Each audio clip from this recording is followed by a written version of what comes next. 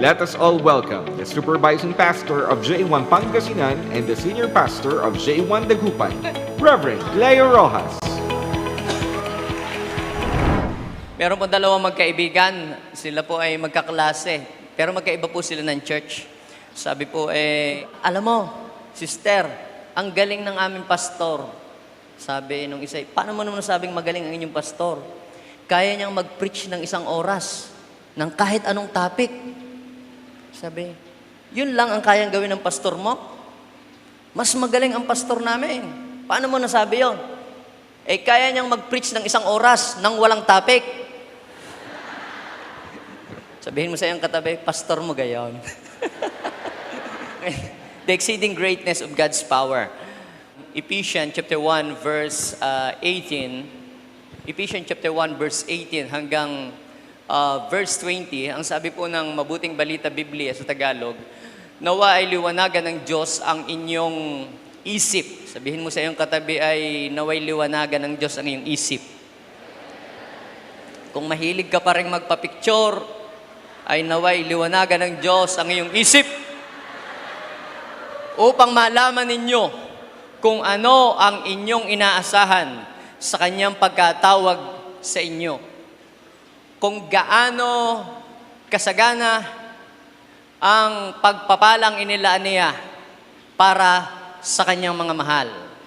Sabi ng verse 19, at kung ano ang di masukat na kapangyarihang kaloob niya sa atin na mga nananalig sa Kanya. May mga nananalig ba dito kay Jesus?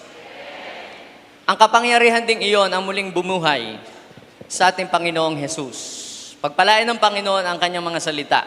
Ang sabi po sa English, ang prayer niya, pag tininin niyo po yung sinabi ng Ephesians chapter 1 verse 18, I pray that the Lord enlighten the eyes of our understanding para daw po makita natin, malaman natin kung ano ang gustong ipabatid sa atin ng Panginoon. Pagdating doon sa verse 19, ang sabi ng verse 19, and what is the exceeding greatness of His power toward us who believe? Sino po dito ang nananampalataya kay Jesus? May mga believers ba akong kausap dito ngayon? Kung ikaw ay believer na nandito ngayon, I have a good news for you.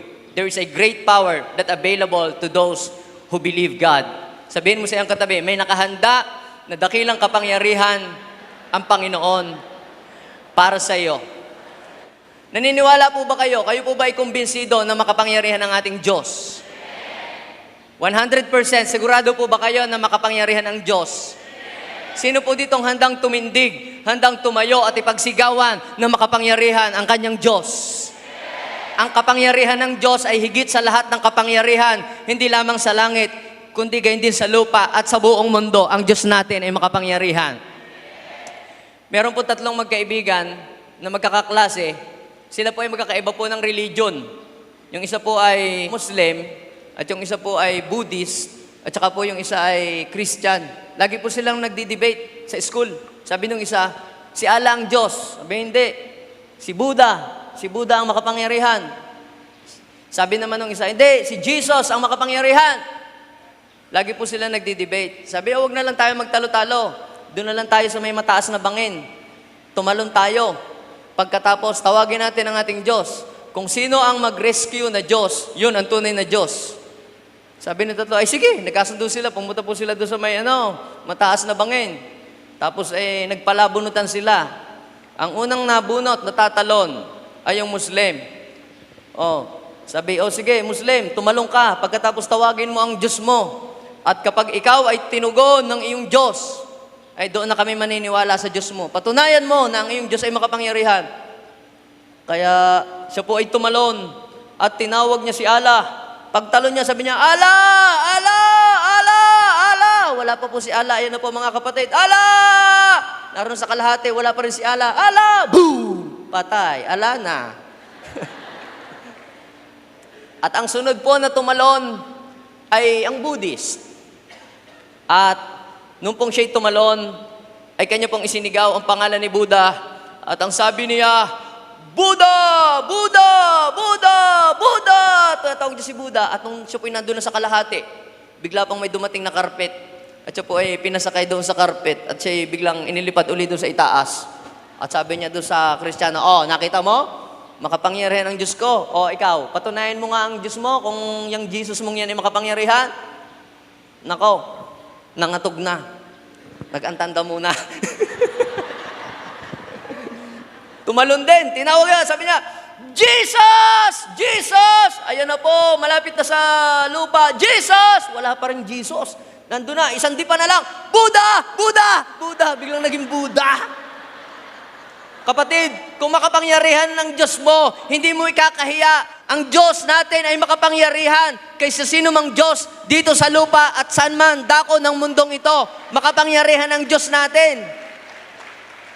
Yung Diyos na nagbigay ng hininga kay Adan nung siya'y walang hininga, ayun din yung Diyos na nagbigay ng hininga kay Jesus nung siya po ay mabuhay.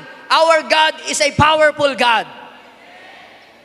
Naniniwala po ba kayo?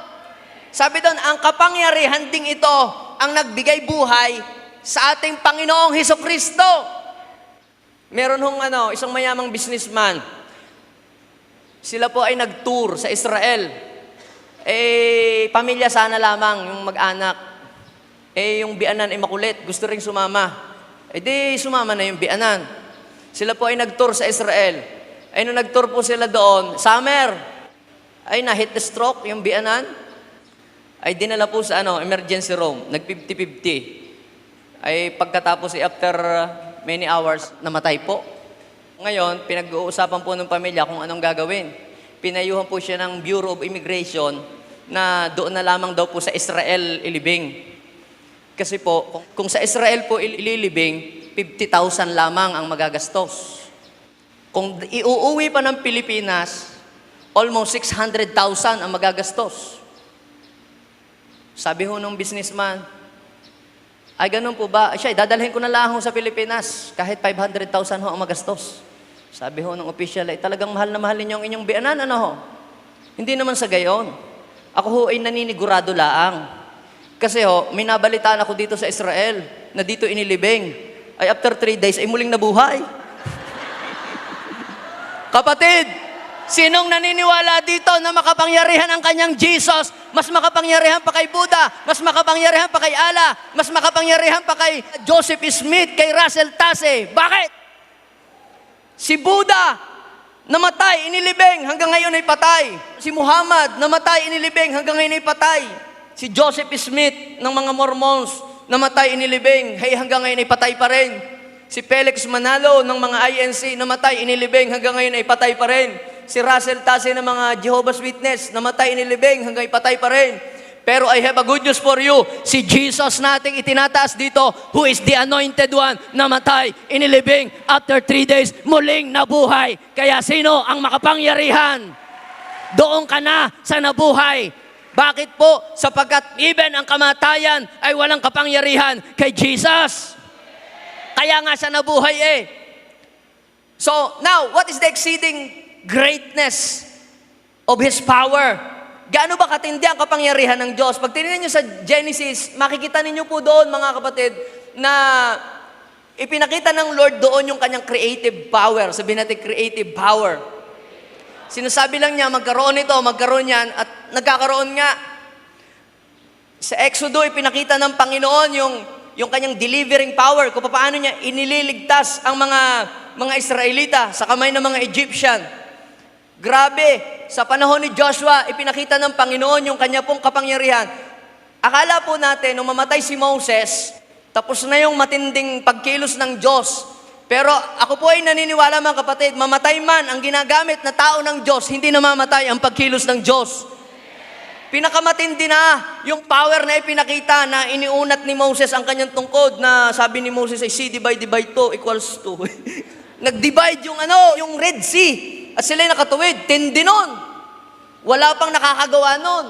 Pero, alam niyo po mga kapatid, kapag si Lord ay gumawa ng miracle, mas mataas doon sa naunang miracle na kanyang ginawa. Ano nangyari nung mamatay si Moses? Alin ang mas matinding ginawa ni Lord? Yung ginawa niya kay Moses o ginawa kay Joshua? Mas matindi po yung ginawa ng Diyos kay Joshua.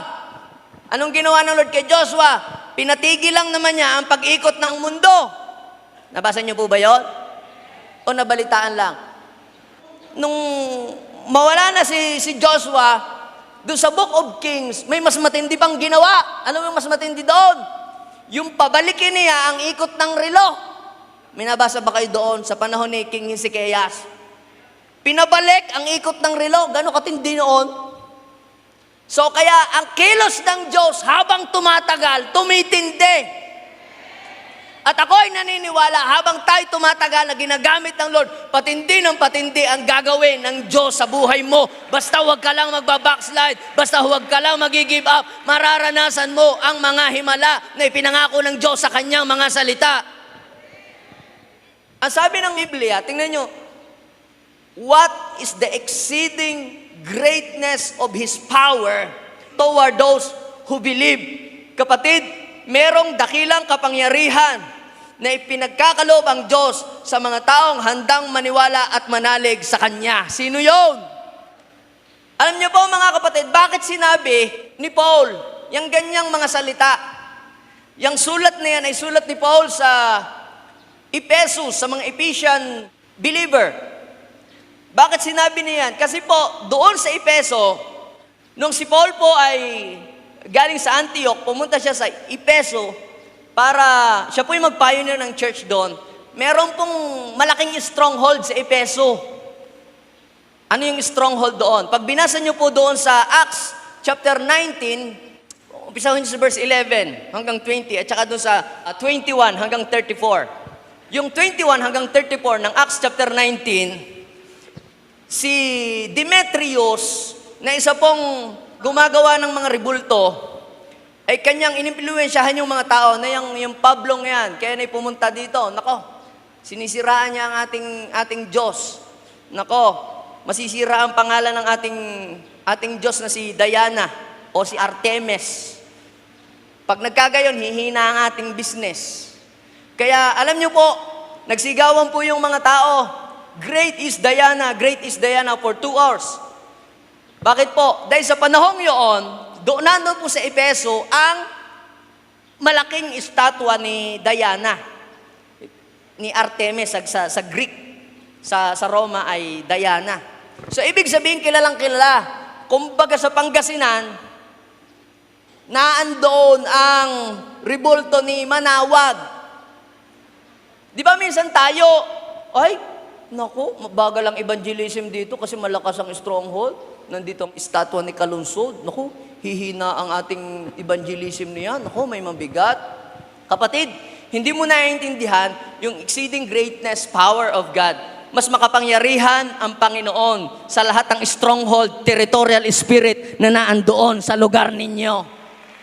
Paano ko po ito nasabi? Kung mas malakas ang stronghold doon sa lugar ninyo, malakas din ang kapangyarihang ipapakita ng Diyos. Pag binasa nyo po yung Acts chapter 19, verse 11 hanggang 20, wala kayong makikitang record sa Bible na matinding kilos ng anointing, buhos ng power ni Lord, kundi yung pagmimisyon ni Paul doon sa Ephesus. Ang sabi ng Biblia, kahit mga panyo, kahit handkerchief, matinding kilos, grabing revival, grabing kapangyarihan, kahit panyo lamang na mailapat sa may sakit, panyong pinamuna sa sipon ni Paul, nagaling ang mga may sakit. Grabe katindi yun. Biro nyo yun. Kaya mga kapatid, hindi tayo naniniwala na kahit may rebulto diyan, may estatwa diyan na hindi kikilo si Lord, mas makapangyarihan ang Diyos natin kaysa sino mang rebulto na naandoon. Ang power ni Lord ay hindi na-intimidate sa mga stronghold sa ating mga bayan. Kayo po ba'y nandiyan pa? Eh doon nga sa Rosario naandoon ang Rosario. O bakit nalago ang gawain doon?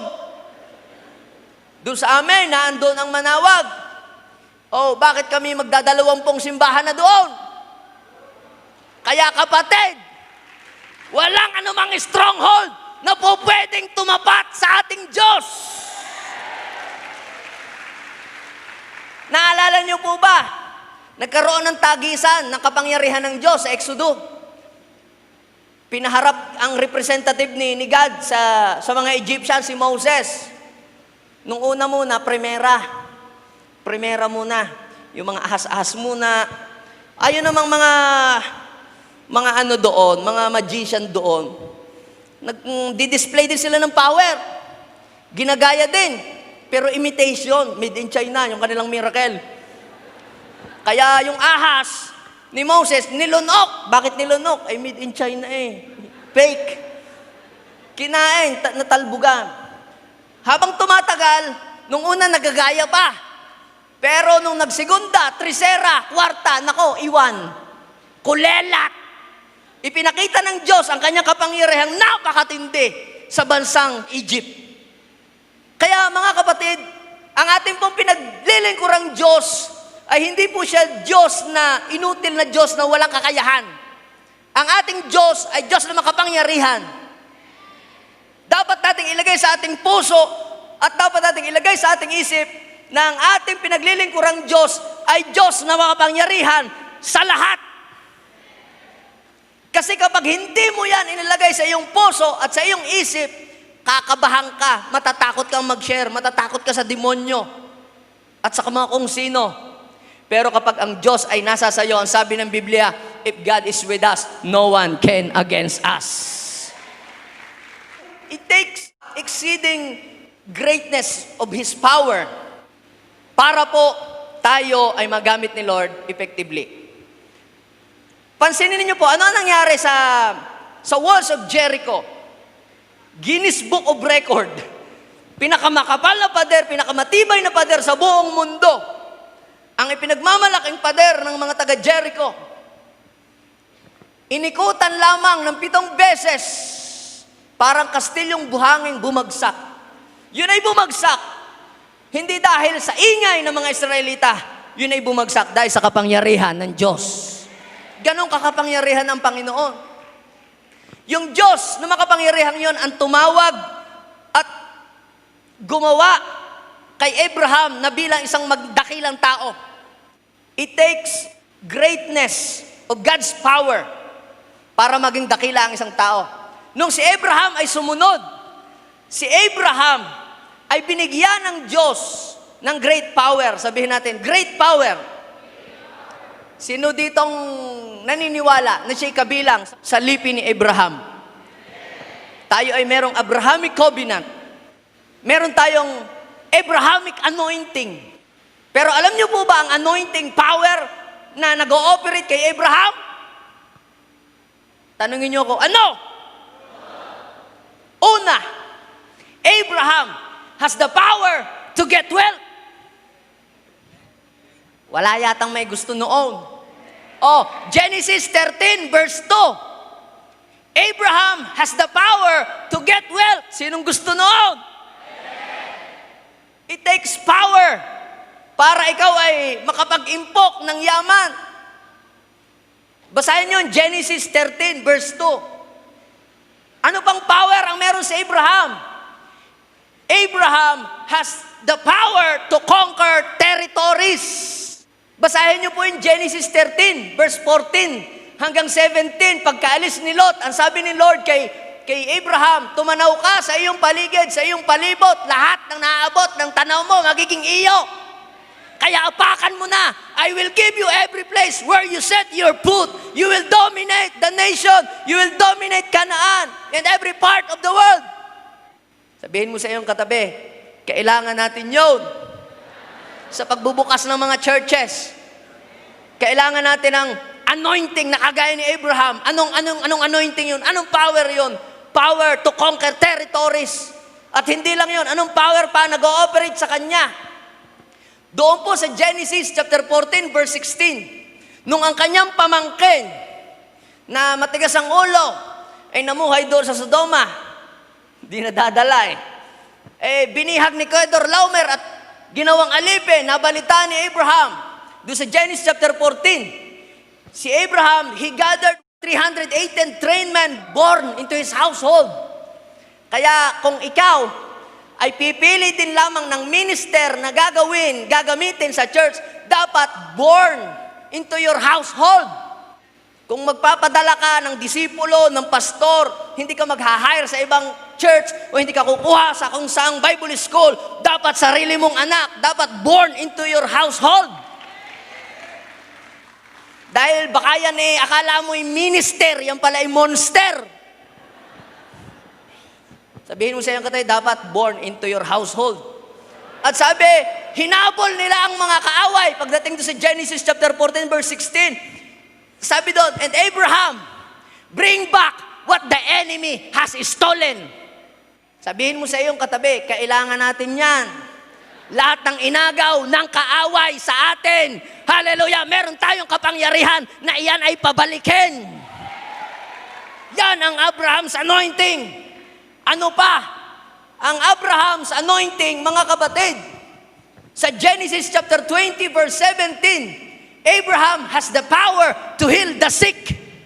Wala kayong makikita sa Biblia na nagpagaling ng may sakit, na unang-unang nagpagaling, kundi si Abraham. Nabasa niyo ba sa Bible yun? Nang ipinag-pray ni Abraham, yung kampo ng mga taong may sakit, doon sa kahariang nasasakupan ni Abimelech, biglang gumaling yung mga babae, biglang yung mga baog, biglang nagkaroon ng anak. Kaya kung ikaw ay naniniwala, nakabilang ka sa lipi ni Abraham, you have the power to get wealth, you have the power to conquer territories, you have the power to bring back what the enemy has stolen from you, and you have the power to heal the sick. Nag-ooperate ba lahat sa mga JA1 people? Yun!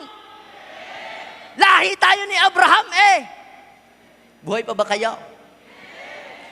Ngayon mga kapatid, how to experience God's great power in our lives? Paano ba natin yun mararanasan sa buhay natin? Gusto niyo po bang maranasan yon? Sino ba namang ayaw? Paano natin ito mararanasan? What is the exceeding greatness of God's power? Alam niyo po ba mga kapatid, sabi po doon sa Jeremiah 32 verse 17. Jeremiah 32 verse 17. Ang sabi doon, God established the heavens through His power and outstretched hands. Nothing is too hard for Him. Naniniwala po ba kayo na walang mahirap sa Diyos? Sabihin mo sa iyong katabi, walang mahirap sa Diyos. Paano natin mararanasan sa buhay natin yon? Siyempre, hindi agad natin yung mararanasan bigla. You must be faithful in a little things. Hindi agad yung mga kapre ang iyong mga mapapalaya. Siguro mga sipon-sipon muna sa umpisa at saka mga duwende. Yun laang muna. At saka yung mga sanggol na naagas. Hanggang sa pag naging faithful kayo, mas faithful, be faithful in a little. E, paano natin mararanasan? Tatlong bagay ang gusto ko pong i-share. Una po, acknowledge that only God is the source of real power.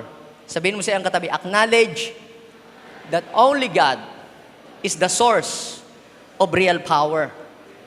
Alam niyo po, marami pong mga tao na they are so hungry when it comes to power. Nung po ako ay bata, mga elementary, sa amin po sa Isla Verde, uso po yung mga agimat. Alam niyo yung agimat? Pagka po mahal na araw, kwentuho ng mga matatanda sa amin, kung gusto mo ng kapangyarihan, ikay sa Biyernes Santo, tumingala ka doon sa puso ng saging.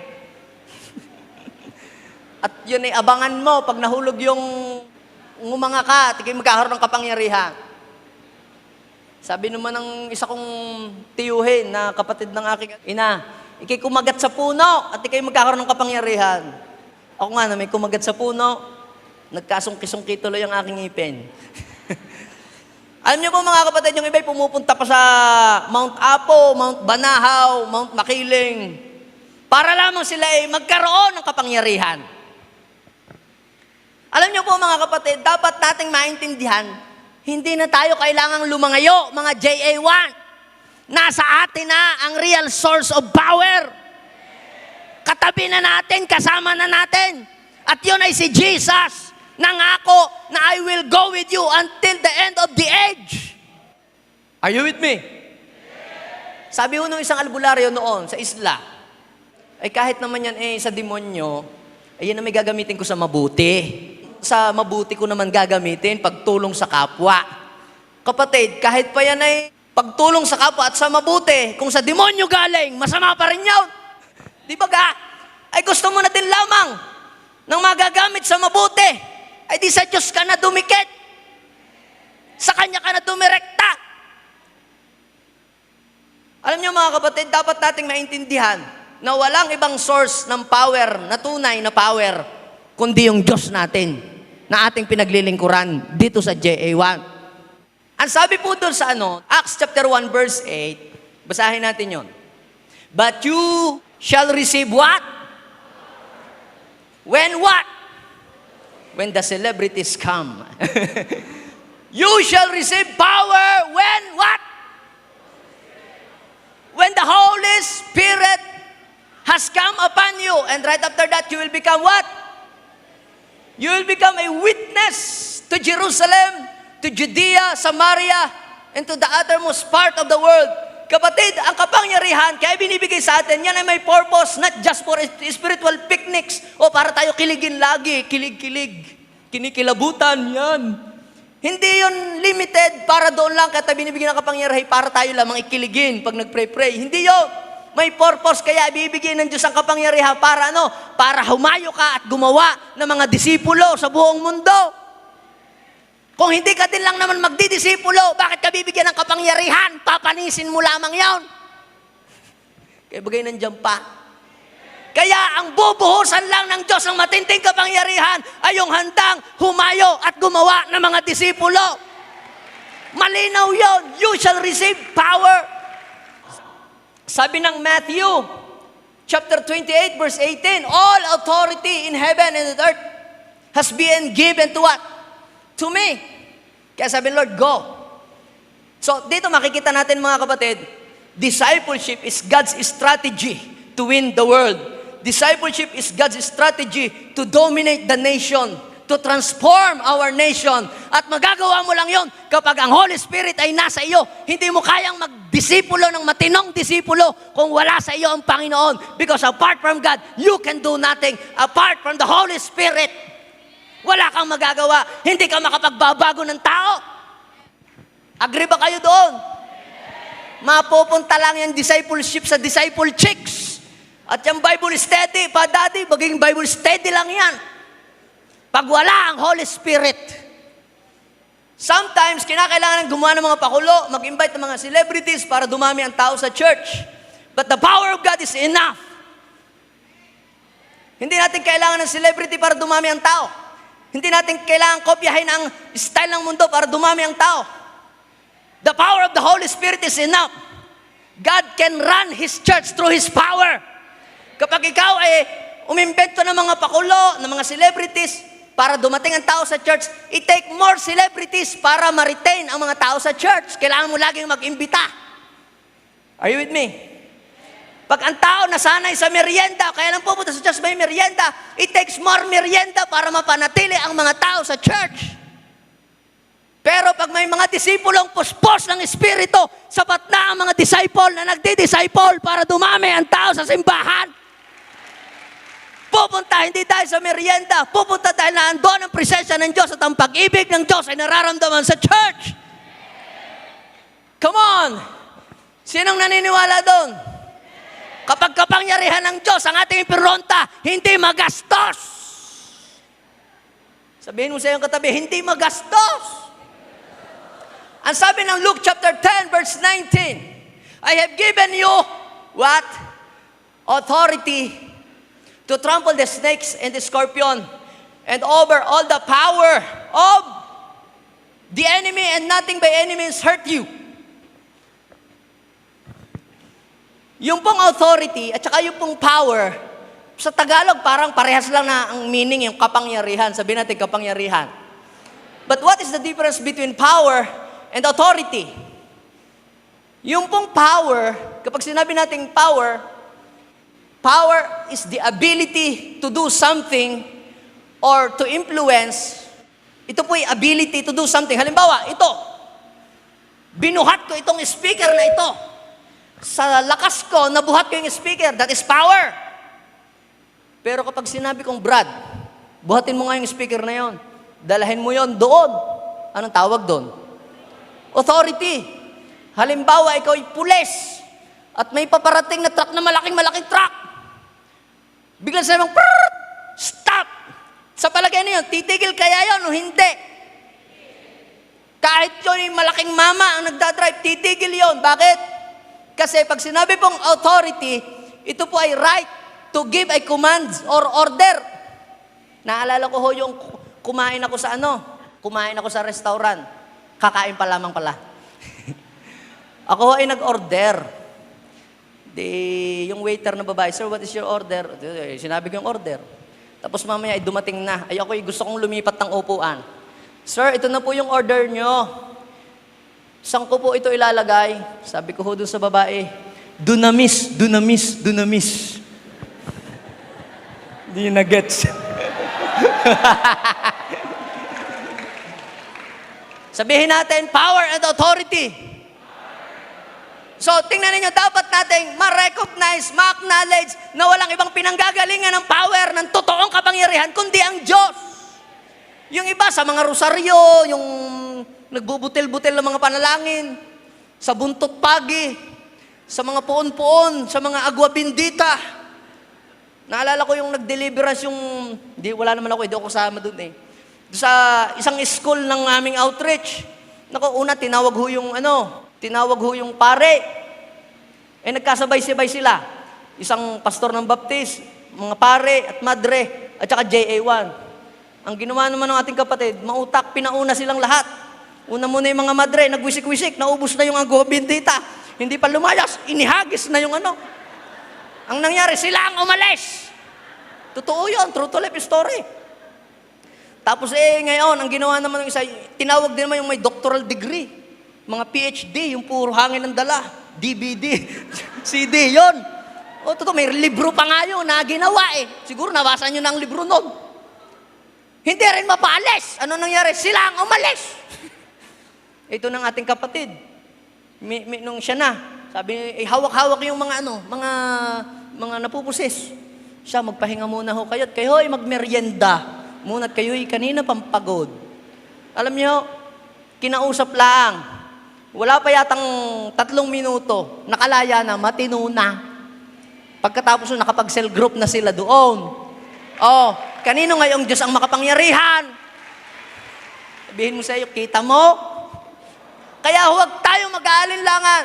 Alam niyo po, doon sa Acts chapter 19, sabi ko kanina, yung mga anak ni Esiba, yung priest, doon sa Ephesus, ay nagpapalayas din ng demonyo yung mga anak.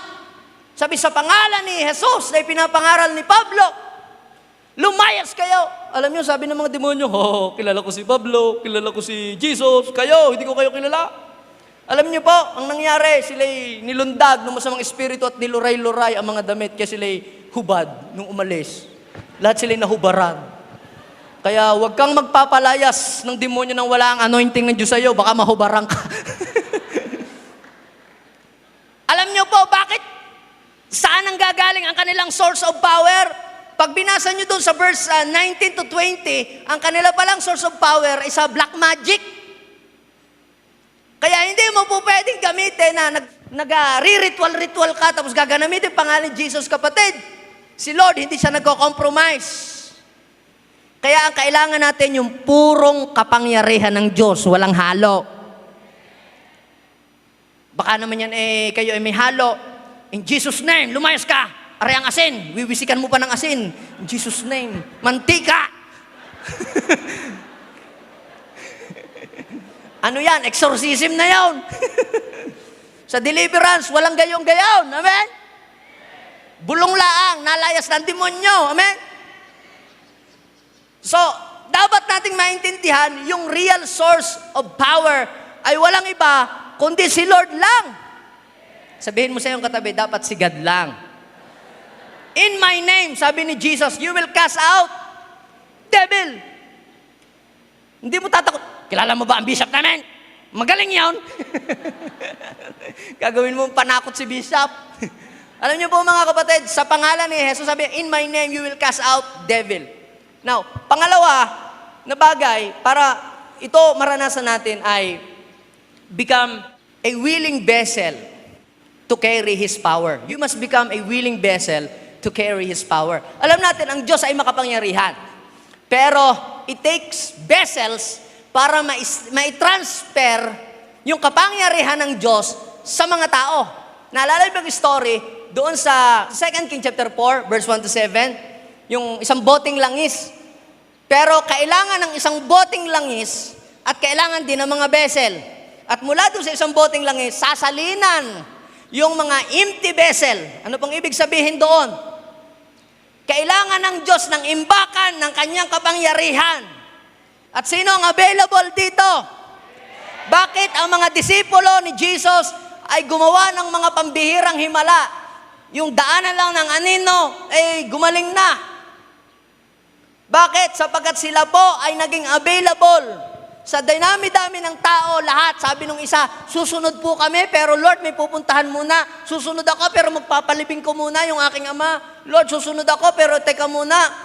Alam niyo po mga kapatid, hindi sila willing, hindi sila available, and because of that, hindi nila naranasan yung kapangyarihan ng Diyos. Bakit naranasan ni Pedro at ng ibang mga apostol?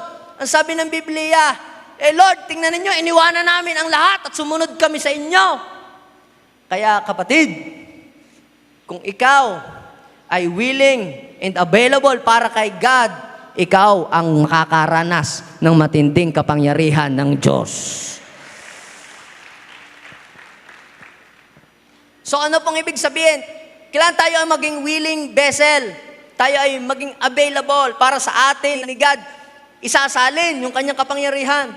At pag ikaw naman ay nasalina ng kapangyarihan ng Diyos, please naman, huwag ka naman magmalaki. Huwag lalaki ang ulo pag malaki na ang church. Baka magsikip ang helmet of salvation at yan ay mapalagay sa siko. You will become vulnerable to the attack of the enemy. Ang sabi po ni Paul doon sa 2 Corinthians chapter 4, verse 7, kami hamak lamang kumbaga sa sidlan ay palayok para patunayan sa inyo na ang kapangyarihan ng Diyos ay iyon ay hindi amen, kundi sa Panginoon. So kaya, kung ikay nakapagpapagaling, nakapagpapalaya ng mga bihag at gumagawa ng mga miracle, sisidlan ka lang, huwag mong kakalimutan. Sabihin mo sa iyong katabi, sisidlan ka lang. Tayo ay sisidlan lamang ng kapangyarihan ng Panginoon. At bilang sisidlan ng kanyang kapangyarihan, dapat ay panatilihin nating maging malinis ang ating buhay. Para tayo ay tuloy-tuloy na magamit ng Panginoon para sa kanyang kaluwalhatian. Pansinin ninyo, diyan sa inuman, sa may kantin.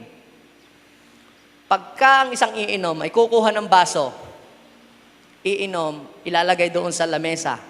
Pag mayroong dadating uli at iinom, saan siya kukuha? Doon sa nalawayan na ng iba o doon sa malinis na baso? Ganyan din ang Panginoon. Sabihin mo sa iyong katabi, ganyan ka din dapat. Maging malinis na sisidlan para lagi kang buhusan ng kanyang kapangyarihan. And another thing, ito po, you must build a pipeline. Sabihin mo, build a pipeline for God's power to flow. Ang sabi ko kanina, acknowledge that God is the only source of real power. Pangalawa, you must become a willing vessel to carry God's power. Ang Diyos ay humahanap ng sisidlan. Yung mga taong available, kagaya ni Isaiah, sabi ni Lord, sino aking papadala, sino aking susuguin? Isaiah 6 verse 8, ang sabi niya, here am I, Lord, send me. Available siya. Ako ang gamitin nyo. Kaya dahil naging available siya, grabe ang paggamit, grabe yung power na ipinaranas ng Diyos. Kaya Isaiah. At yung pangatlo, ano yun? Build a pipeline for God's power to flow in your life. Ikaw ay maglagay ng tubo para ang kapangyarihan ng Diyos ay dumaloy sa iyo. Kumbaga, kinakailangan mong connect. Sabihin mo sa iyong katabi, you must connect yourself to the real source of power. Halimbawa, are ay timba. Tapos are ay malaking tangke. Itong timbang ito, walang laman. Itong tangke, punong-puno ng laman. Paano yung laman nitong tangke ito ay pupunta doon? Ha? Kinakailangan mong kumuha ng hose para dumaloy doon yung tubig. Do you get the point? So, ganon din tayo mga kapatid. Kinakailangan natin kumonek sa Diyos para tayo na mga sisidlan na empty ay magkaroon ng laman at maging blessing sa ibang tao. Hindi ka magiging blessing sa ibang tao unless na ikaw ay punuin ng Diyos ng kanyang kapangyarihan. Because you cannot share something that you don't have. Kung ano lamang yung meron ka, yun lamang ang kaya mong mga ibigay sa iba. Kaya anong kailangan natin? Para makapag-release tayo ng kapangyarihan, tayo muna ay humingi ng kapangyarihan sa Diyos. Doon po sa Acts chapter 1 verse 4 to 5, ang sabi po ni Jesus sa kanyang mga disciples, huwag muna kayong aalis sa Jerusalem. Hintayin nyo muna ang ipinangako ng Ama. Just wait for a while. Si John the Baptist ay nagbautismo sa tubig. Sino ditong nabaptize na sa tubig? Na water baptized na. Pero meron pang isa pang bautismo.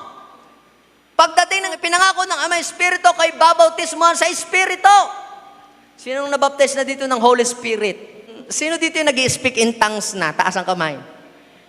Hindi yung kalamansi, tilapia, kalabasa. Iba yun, ha? Taas nga ng kamay, nag-i-speak in tongues na. O, yan. Sino? O, baba na. Sino naman po dito yung hindi pa niya naranasan? Hindi, huwag kayong mahiya. Sino dito yung yung hindi pa niya nararanasan talaga? Ano ba sinasabi ng mga yun? Ting-aling ding-dong. Taas nga po ng kamay. Sino dito yung gustong makaranas? Taas ang kamay. Kayo ba ay mga hindi pa talaga nakakaranas? O nang gaya lang kayo? Doon sa mga nagtiting-aling ding-dong. Taas nga uli yung hindi pa nakakaranas. Yan. Gusto nyo bang makaranas? Huwag kayong papayag na matatapos ang camp na ito na hindi kayo makakaranas. Kailangan ninyo ng desire. Sabihin mo, desire. Wait for it. Hintayin nyo muna. Huwag muna kayong aalis. Kung ang inyong baptism pa lamang na inyong na-experience ay baptism of water, kayo yung mga Kristiyanong ginawin.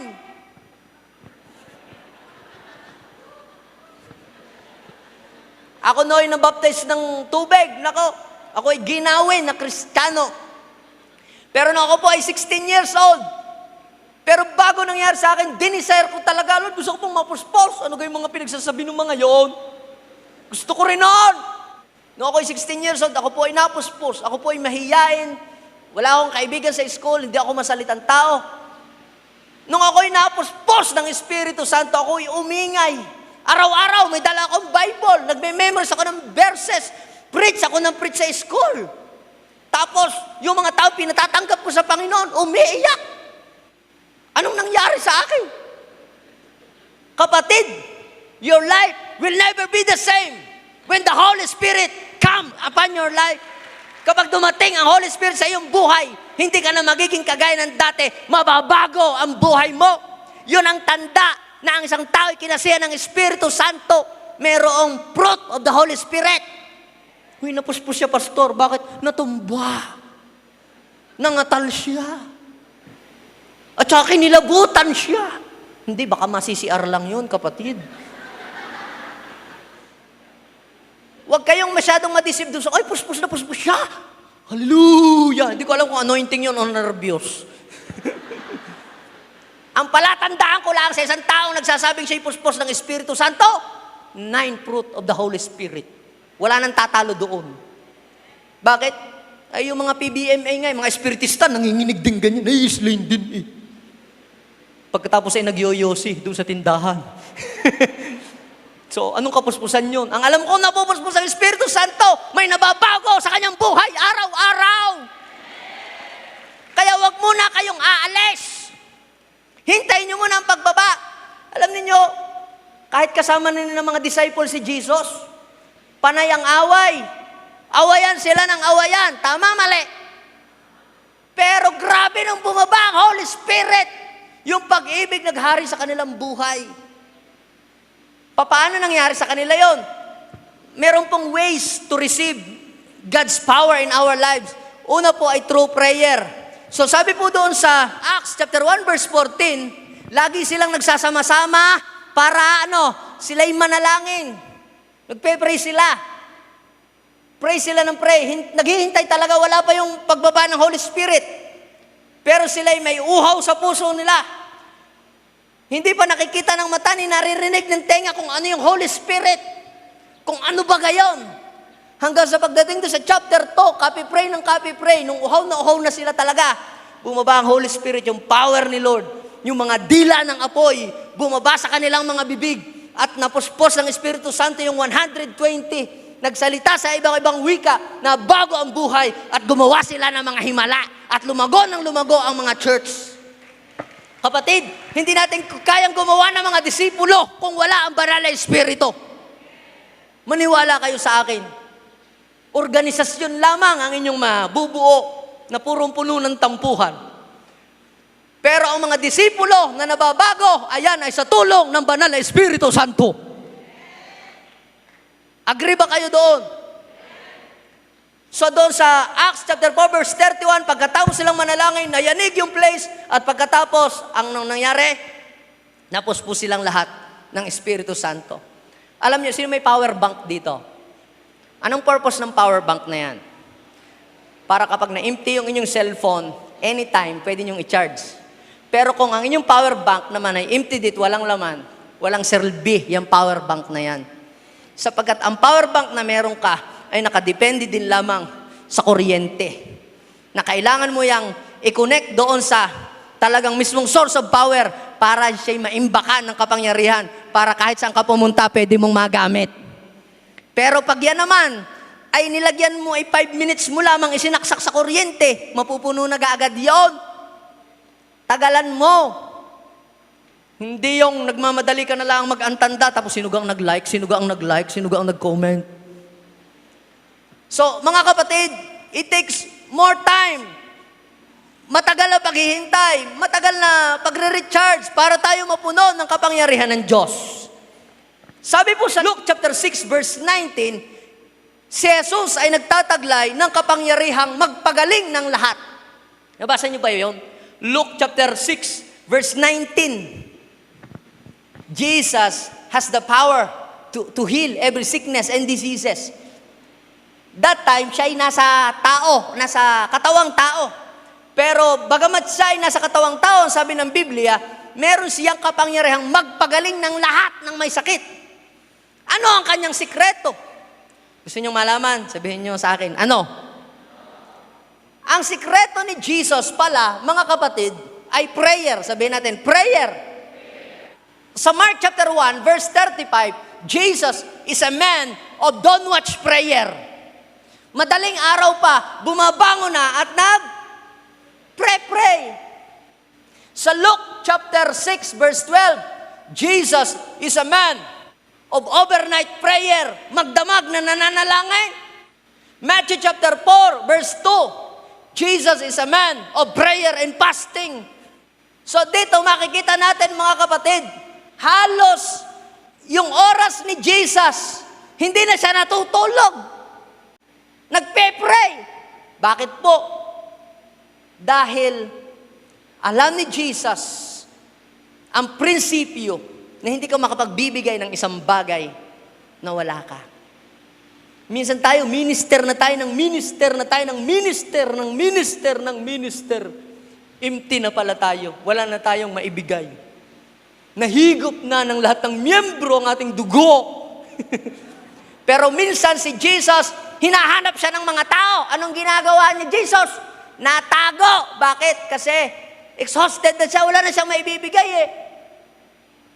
Bakit? Because you cannot give something that you don't have. Kailangan nating magpalakas. Sa Mark chapter 6 verse 30 and 31, alis at dating ang mga tao. Di ba sa come and go ang mga tao? Ang sabi ni Jesus, let's go to a solitary place and take some rest. Hindi pa kayo nakakakain. Kailangan nyong mag-recharge kayo. Bakit po? Sapagkat hindi nauubos ang mga taong ating miniministeran. Pero yung anointing na meron ka, pwede kang ma-empty at pwede kang ma-burn out. Kaya marami nahuhulog na sa tulay. Are you with me? So, ang isa sa mga way para ma-receive natin yung power ni God is what? Through prayer. Alam na natin yun. Lagi na natin naririnig. Pangalawa ay through meditation of God's Word. Sino dito nagbabasa ng Biblia? O huwag ka lang magbasa, magbulay ka. Huwag ka lang magbulay-bulay. Mag-memorize ka. Verse by verse, chapter by chapter, story by story, book by book. Kung ikaw ay nangangarap na magpapastor ka someday na ikaw ay may tawag, dapat karirin mo ang pagbabasa ng Biblia. Sino dito gusto magamit ng Panginoon mightily? Kinakailangan natin ang Biblia ay internalize natin, ilagay natin sa ating puso. Noong panahon ni Jesus ng mga apostol, walang iPad, walang mga libro, walang notepad. Nang tatanungin ko kayo, nung si Jesus ba mag-preach sa bangka, may dala bang iPad? Meron bang PowerPoint si Peter na mag-preach sa Book of Acts? Power lang, walang point. Ngayon naman, ang mga pastor, ang daming point, walang power. So, anong point doon? Paano kung magkabagyuhan, nasa bundok ka, yung iPad mo, nag-black out, yung teaching mo, nalipad, hindi ka na makapag-preach. Pero nung si Jesus, kahit nasa ilang, kahit nasa bundok, kahit nasa bangka, si Paul, kahit lulutang-lutang sa tubig, nakakapag-preach. Bakit? Ang outline, nandito sa puso. You must preach from the heart, not from your outline. And people will experience a radical change and divine transformation. Sabihin mo sa iyong katabi, it's about time to download God's Word into our heart. Bakit? Paano kung ipagbawal na ang Biblia? Sina Peter, pagtayo nila, nag-quote ng verse, in the last days, I will pour out my spirit. Binanggit niya yung Book of Joel. So kaya mga kapatid, ang mga gagamitin ng Diyos ay yung babad sa salita ng Diyos. If you want to become a powerful preacher na makapag-preach ka ng salita ng Diyos, dapat ikaw ay may memoryang salita ng Diyos. Sino ditong gustong gamitin ng Diyos na makapagngaral? Dapat ang salita ng Diyos ay ating hindi lang binabasa. Mini-memorize, ini-internalize. Kung gusto mo, iunan mo pa eh. Bakit po kailangan natin ang salita ng Diyos? Sapagkat diyan tayo naghuhugot ng kapangyarihan. Yang salita ng Diyos na yan ang gagamitin natin para baguhin ang buhay ng mga tao. At mababago lamang ang buhay mo kung ikaw ay may salita ng Diyos. Joshua 1:8, alam na natin yun. Meditate on the word day and night. Masusunod mo yung mga utos doon. At ikaw ay magtatagumpay. You will experience a good success, sabi ng Bible. Pangatlo, na nakita ko na way para matransfer sa atin yung power ni God is through praise and worship. Sabihin natin, praise and worship. Sino minsan dito yung aantok-antok, hinang-hina kayo, problematic, pumunta kayo sa church, tapos biglang, grabe, anointed yung nagpakanta, powerful yung praise, grabe, biglang na-recharge, bigla kang nabuhay, at bigla kang sumigla. Sino nakakaranas ng ganoon? Aantok-antok ka, puyat ka, biglang nagising ka, anointed yung praise and worship, bumaba yung power ni Lord. At naramdaman mo yung apoy sa iyong buhay. Alam niyo po mga kapatid, sa Bible, yung praise and worship pala ay isa sa mga way para tumransfer sa atin yung kapangyarihan ni Lord. One time, yung pong tatlong hari, yung hari ng Israel, ng Samaria, at Judah, ay naghahanap ng prophet kasi hindi nila alam ang gagawin. Hindi nila alam ang direksyon. Tapos may nagsabi na meron daw dun dating servant of God na tagahugas ng kamay. Doon sa 2 King chapter 3, verse 11, si Elisha ay tagahugas ng paa, ng kamay ni Elijah. So lumapit sila doon. Pagdating doon sa 2 King chapter 3, verse 15 and 16 hanggang 17, wala ring word na nare-receive si Elisha. So ang ginawa ni Elisha, tumawag ng mga musician. Dalahan niyo ako dito ng musician. Tapos pinatugtog. Nung nagtugtog. At nung habang tumutugtog na, praise and worship sila, bumaba yung kapangyarihan ng Diyos, na-recharge bigla ng kapangyarihan si Elisha, at sabi, this is what the Lord says. Hindi ulan, pero babaha. at sisibol at mamumunga ang mga tanim. Kita po ninyo mga kapatid. Kaya huwag kang tamarin sa pagpupuri mo sa Diyos. Sabihin mo sa iyong katabi, huwag mong katamaran ang pagpupuri sa Diyos. May kapangyarihan dyan. Si King Jehoshaphat, nakakuha siya ng idea. Ganun pala, pagka nagpapababa ng power si Lord. One time, inaway siya ng mga Pilisteo. Sinugod siya, wala siyang kalaban-laban. Ang ginawa niya, doon sa 2 Chronicle, chapter 20, verse 21 and 22, ginather niya ba naman yung mga musician at saka yung mga singer? At inilagay doon sa unahan. Kung kayo kaya yun, susugod tayong lahat sa Abu Sayyaf. Tapos, yung mga musician, doon sa unahan, kayo unang babarilin. Hindi, po muna ako ngayon, live. Alam mo, sabihin, magkantahan kayo, magpuri kayo sa Diyos. Alam mo ang ginawa nila? Sabi nung mga music team, for the Lord is good, for the Lord is good, for the Lord is good, and His mercy endures forever. May biyaya ka? For the Lord is good. Sige, ulit pa. For the Lord is good. For the Lord is good, and His mercy endures forever. Biglang bumaba yung power ng Lord, nayanig ang lupa, at yung mga kaaway nila, kanya-kanya silang nag-away-away. Wala silang ginawa, nagpuri lamang sa Panginoon, at tinalo nila ang kanilang mga kalaban, at marami silang nasamsam. Kaya minsan, pag meron kang struggle sa iyong buhay, hindi mo alam ang iyong gagawin. Hinang-hina ka. Lumuhod ka lang sa Panginoon at sabihin mo, for the Lord is good, for the Lord is good, for the Lord is good, and His mercy endures forever. Itataboy ng Diyos ang mga demonyong espiritu at ikaw ay makakawala sa lahat ng tanikala na gawa ng kaaway sa iyong buhay. Kaya pag praise and worship, huwag kang manahimik. May ginagawa ang Diyos sa buhay mo. Hindi yung sabi ng sugong leader, palakpak naman kayo, awa nyo na. Hindi ako pastor, nagpupuri sa aking isip. One time, si Silas and Paul, doon po sa Acts chapter 16, verse 25 and 26. Kasi noon po sila, may diniliverance. Naanuhan sila, na-retaliatan, pinakulong. Doon sa Acts chapter 16, verse 25, sabi doon ay nung midnight, hating gabi. Pag sinabing hating gabi, napakadilim ng gabi. Kaya nga midnight. Minsan tayo, dumadaan tayo sa midnight ng ating buhay na hindi natin alam kung ano yung situation. We don't know how to escape to our difficulties. Ang dami-dami natin problema, hindi natin alam ang gagawin natin. Minsan, tinatamad tayong magpuri, di ba?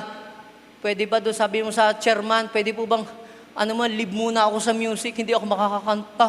Kasi nabasted ako ng aking naiibig. Pwede po bang hindi muna ako tutugtog ng drums? Po muna ako, DA ko muna sarili ko. Yung minsan tayo ganun, Parang sinabi mong, pwede po bang manalo muna si Satan na sa akin for a while? Itong si Silas at si Paul, sabi, binilanggo sila. Alam niyo po yung bilangguan noong unang panahon?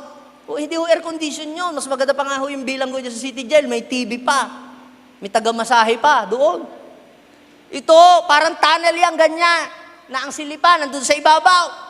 Tapos yun ay daanan ho ng yung pusinegro, may mga daga-daga doon na naglalakad. Doon dumadaan yung mga pusinegro. Nandoon sila. Grabe, nalalanghap nila yung amoy. Tapos nakapangaw pa yung kanilang mga kamay at ang kanilang mga paa. Pero sabi ng Acts chapter 16, verse 25, nung hating gabi, habang sila'y nananalangin, at nagpupure sa Diyos. Sa palagay nyo, ang panalangin kaya nila, anong kayang klase ng panalangin? Panginoon, sana po may pagkain kami. Ganon kaya yun? Ano mo yung prayer na kakatayin ka na bukas? Lord, gumawa ka ng himala or else we will die tonight. Lord, hallelujah, for the Lord is good. Lahat siguro ng CD ni Bishop kinanta na. Yung ba talagang yung talagang praise and worship. Naalala ko nung ako maoperahan ng appendicitis. Sabi, kay iko-combine na. Diyan, sa St. Patrick's yon. Naku, lahat na yung kata ng kanta. Kinanta ko na sa Diyos. Yung ako'y magpupuri sa Panginoon, alive, alive, alive forevermore. Lahat na kinanta ko, Panginoon ko, Diyos ko po, ayoko maipirahan, ako po'y natatakot. Pasaway pa ho ako noon eh, born again ho ako noon, nagdadala pa ng baraha sa school. Alam nyo, yun ang naging turning point ko. Si Uncle Bonnie, na pumunta ako niya, nagpa-pray. Uncle, pag-pray niyo ako, ayoko maipirahan. Hallelujah, raba-raba. Nag-pray ako. Ay bumaba ang power ni Lord. Kinabukasan, nung ako'y piko-kumpay na, chinik up uli, galing na, wala na ang sakit. Pamula noon hanggang ngayon, tumino na ako. Sometimes, kinakailang hagupitin ka para ikaw yung maging turning point mo yun, para tumino ka. So, anong point doon? Mga kapatid, ang kapangyarihan ng Diyos ay bumababa pag tayo nagpuri. Ang sabi ng verse 26, di nagkaginsag-ginsay yumaneg sa bilangguan. At anong nangyari? At nabuksan ang mga pintuan, kapatid, during praise and worship. Yung mga pinto ay nabubuksan sa iyong buhay. At anumang tanikala ng kaaway sa buhay mo, yan ay nalalagot. Ang sabi ay tanikala ng lahat. Sabihin natin, lahat. Hindi lang yung tanikala ng mga bilanggo, pati yung tanikala nila sa kanilang mga kamay, natanggal. Kaya sabihin mo sa iyong katabi, huwag kang tamarin. Praise and worship pa naman, huwag muna tayong umattend. Doon muna tayo sa kantin. Magmerienda, magkwentuhan doon sa ilalim ng hagdanan. Kapatid, during praise and worship, kinakalagan ng mga tao ang mga taga rito. Kaya yung mga taong hindi na-attend ng praise and worship, pagka praise and worship, may mga gapos pa yon at sarado pa ang pintuan sa kanila. Pero sa mga pag-service ay inuumpisahan sa praise and worship sa church, yon yung mga taong laging may bukas na pintuan at laging malayang maglingkod sa Panginoon. Pang-apat, true faith. Sabihin natin, faith. Ang faith ay nagbubukas ng gate bulb of God's power para dumaloy sa atin automatically yung power ni God. Yung mga selling, lalo sa mga hotel, alam mo, makita nyo parang merong sprinkle, automatic sprinkle. Pagka may umusok o umapoy, automatic yung sisirit yun. Pag kayo'y nasa mga bangko, biglang nag-brown out, automatic, magsuswitch on yung generator. Napapansin nyo ba yun? Pag nag-blackout, yung emergency light, biglang liliwanag yun. What is the point? Ang power ni Lord, ang gate bulb of God's power, ay automatic na nabubuksan kapag na-hit yung tamang faith na kailangan para yung gate na yon ay mabuksan. Are you following me? Naalala nyo po ba doon sa Mark chapter 5, verse 30? Umpisahan nyo sa 25. Na may mga tao doong nagsisiksikan at hinihipo si Jesus. Mga may sakit din, humihipo. Pero wala kayong makikitang bakas ng himala sa mga taong humihipo until merong isang babaeng merong faith na sabi niya, mahipo ko lang ang laylay ng damit ni Jesus ay gagaling na ako kaya siya pa yung nakipagsiksikan. Imagine niyo yun, ano? Ikaw na ang nanganak na ka ng mga dugo. Di ba ang hina? Kailangan mo pang uminom ng maraming malunggay para bumalik yung dugo. Ito parang dinadialysis na yata. Pero alam niyo po, talaga nakipagsiksikan siya at nung mahipo, kita niyo sa verse 30 ng Mark chapter 5, automatic, sabi na biglang may lumabas na kapangyarihan kay Jesus at yun ay gumaling. Biglang nag-open yung switch bulb nung kapangyarihan ng Diyos at gumaling. Sabihin natin, faith. Kailangan mong manampalataya na maniwala ka na yung kapangyarihang yon ay para sa iyo. Sabihin mo sa iyong katabi, yan ay para sa iyo. Ang sabi ng Biblia sa Hebrew chapter 11 verse 1, tayo daw po ay may pananampalataya kung naniniwala tayong mangyayari ang mga bagay na inaasahan natin at naniniwala tayo sa mga bagay na hindi natin nakikita. At kung ikaw may pananampalataya, sabi ng Mark chapter 11 verse 23 and 24, sabihin mo sa bundok na yung tumalon, at yan ay tatalon, mangyayari ang iyong sinabi. Sabihin natin, mangyayari So, ang ibig sabihin ng pananampalataya, naniniwala ka na mangyayari yung mga bagay na inaasahan mo. Naniniwala po ba kayo mangyayari? Sabihin natin, mangyayari. Laksan natin, mangyayari. Sabihin natin ng tuloy-tuloy, mangyayari. Sabihin ninyo, mangyayari. One time, may lumapit kay Jesus isang lalaki. Pagkatapos, ang sabi niya, Lord, tulungan niyo po ang aking anak. Doon sa Mark chapter 9, verse 23. Kung may magagawa kayo, tulungan niyo ang aking anak. Anong sabi ng Panginoon? Kung may magagawa, mangyayari ang lahat sa may pananampalataya. Sabihin mo sa iyong katabi, walang imposible. Lahat ay mangyayari. Sabihin natin, mangyayari. Lahat ang idinideclare ng bishop, mangyayari. Pero yun ay nangyayari, depende sa sukat ng pananampalataya na meron tayo. Sabi ng Romans chapter 12 verse 3, God has distributed the measure of faith to each one of us. So, iba't iba ang klase po ng ating faith. Kaya hindi pare-parehas yung power. Yung iba, katulad nung isa, ganito ang nangyayari. Depende yun sa faith. Ng iba nga sa inyo, mas malakas pa ang faith kaysa sa akin eh. Depende po sa sukat.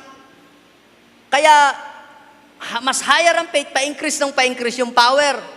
Kaya sabi ng Panginoon, ba't hindi po namin mapalayas yung demonyo? Eh kasi dahil sa kaliitan ng inyong pananampalataya. So habang lumalaki ang pananampalataya, nag-i-increase yung power ni Lord sa iyong buhay. Kaya pansin nyo, pag si Bishop po ay nagdi-declare, nangyayari, pero iba't iba. Kasi merong measure ang faith. Sabihin natin, measure of faith. Ano ba ang mga measure ng faith? Ang sabi po ng Matthew chapter 14 verse 31, little faith. Mark chapter 8 verse 5 to 10, great faith. Romans chapter 4 verse 17 to 19, weak faith. Romans chapter 4 verse 20, strong faith. Luke chapter 17 verse 5, increasing faith.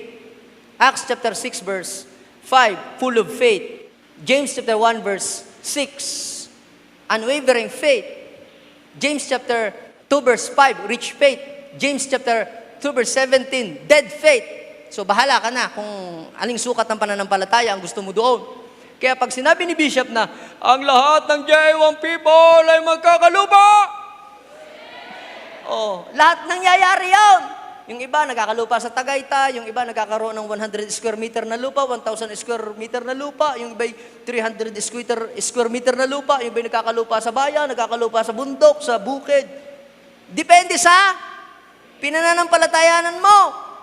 Yung iba naman sa paso, nagkakalupa. Yung iba naman sa paa, nagkakalupa. Tingnan nyo, pag alis ng inyong katabi diyan, ang dami ng lupa yan. Dahil niyan, madaming lupa. Yung iba naman ay sa siko at sa liig, nagkakalupa. At sa kuko. At yung iba ay sa eternal garden, nagkakalupa. Dead faith na yun. Kaya sabihin mo sa iyong katabi, increase your faith. At yung power na meron ka ay mag-i-increase din. Kinakailangan po nating maniwala. Sabihin mo sa iyong katabi, maniwala. Ang sabi po doon sa sa 2 King chapter 6:33, ang tagal naman ng pinapadalang pangako ng Diyos na kasaganaan. Inip na kami. Sabi ni Elisha, bukas. Sabihin mo sa iyong katabi, bukas. Sa ganito ring oras, may pagkain na. Ano sabi nung kapitan? Nako, hindi mangyayari yan. Imposible. Kahit buksan pa ni Lord ang langit, hindi naniniwala. Sabi ni Elisha, makikita mong ito'y mangyayari bukas, pero hindi mo matitikman. Sabihin mo sa iyong katabi, huwag kang papayag ng mga matitinding blessing na gagawin pa ni Lord dito sa J1 eh hindi mo matitikman. Basta maniwala ka. Mangyayari ang lahat ng idinideklara sa lugar na ito. Sabihin natin, mangyayari. Mga taga Lucena, mga taga Pangasinan, mga taga Laguna, lalago ang ating mga church at magmumultiply ang ating mga disciple at yayaman ang lahat ng mga J1 people. Mangyayari. Last, through action. Alam niyo po mga kapatid, ang tubig hindi naging alak. Kailan lang naging alak? Nung sumalok ng tubig, tsaka naging alak. Bakit gumaling yung pingkaw ang kamay? Hindi yung gumaling hanggat hindi niya iniuunat yung kanyang kamay. Ang sabi ni Lord, stretch out your hand. Yung babae, bakit siya gumaling? Kasi siya ay humakbang. Ang mga Israelita, hindi nahawi ang tubig nung hindi sila tumutungtong at humahakbang. Kapatid, pag humakbang ka at kumilos, sasabayan ng kapangyarihan ng Diyos na gumawa ng milagro sa iyong buhay. Come on, rise up. Stand up. Sino dito ang naniniwala? Nalalago pa ang kanyang church. Kinakailangan humakbang ka. At pag humakbang ka, hahakbang ang Diyos. Pag iniunat mo ang kamay mo sa may sakit, iunat din ng Diyos ang kanyang kamay. At pagagalingin niya yung may sakit. Kapatid, kailangan dito, we need to execute an action. Hindi nawahi ang River Jordan hanggat hindi ipinagpag ni Eliseo ay yung kanyang balabal tsaka panahati. Kaya it's about time to take an action, to execute an action. Baliwala lahat ng natutunan natin dito kung hanggang notebook lang at hindi natin i-apply doon sa ating mga satellite churches. Pero sasabihin ko sa inyo, lahat ng natutunan natin dito pamula pa kahapon, ngayon at hanggang bukas, kapag in-apply mo yan, the power of God will come upon you. Papatunayan ng Diyos ang kanyang mga salita na totoo. Ang sabi ng Biblia sa Mark 16 verse 20, nang humayo ang mga alagad, pinatunayan ng Diyos na ang kanyang sinasabi ay totoo sa pamamagitan ng mga himala na kanyang ginawa. Kaya kapatid, it's about time to rise up and to take action. Kapag ikaw ay humayo, nag-follow up, pinuntahan yung may sakit at pinag-pray mo, may himala na gagawin sa Lord doon. Sasama ang Diyos sa taong may ginagawa. Sasama lang ang Diyos sa mga taong humahakbang at kumikilos, nagpapatong ng kamay, nagdi-disciple. Come on! Can you shout hallelujah? Begin to shout, I am blessed, I am anointed, I am powerful, I will demonstrate God's exceeding greatness. Sige, come on. Open your mouth. Sige, come on. Stir up your faith. Open your mouth. Hallelujah. Increase your capacity to receive. Sige, come on. Open your mouth. Be energized. Oh,